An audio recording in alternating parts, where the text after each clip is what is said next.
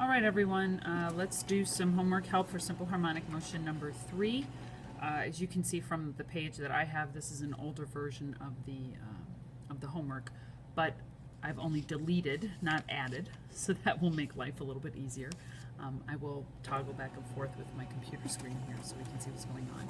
All right, so the first question is about a light rigid rod. It gives a length and it extends straight out from one end of a meter stick. So it looks rather like this. This is not on the WebAssign any longer, and ignore that 0.5 because that is from the question that I was doing before.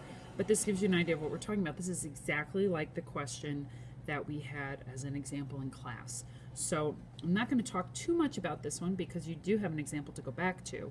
And it was a repeating question, which is why I took it off the WebAssign and decided to use it as an example instead.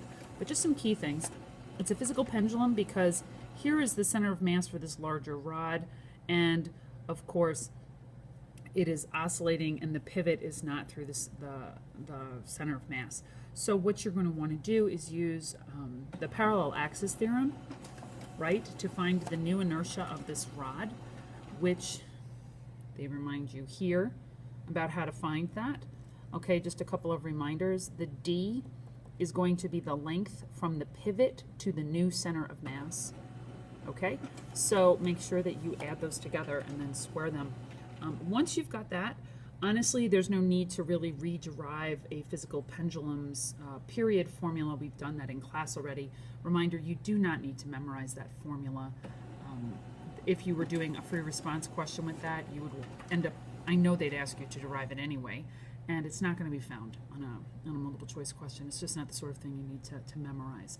So no worries there, but you certainly are welcome to use that formula from your notes for this question.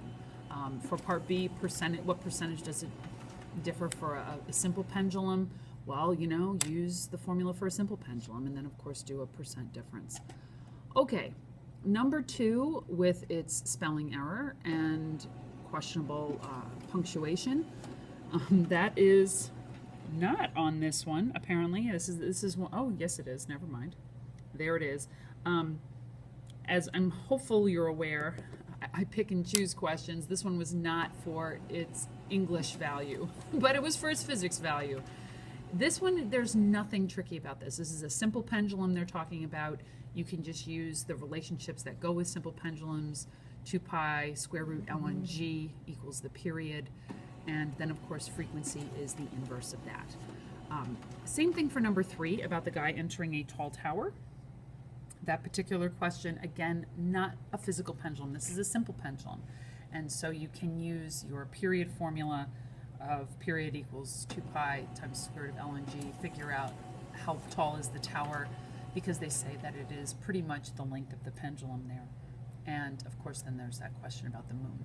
After that, there are some multiple choice questions that I am not going over with you folks. I'm sorry. You should be able to do these.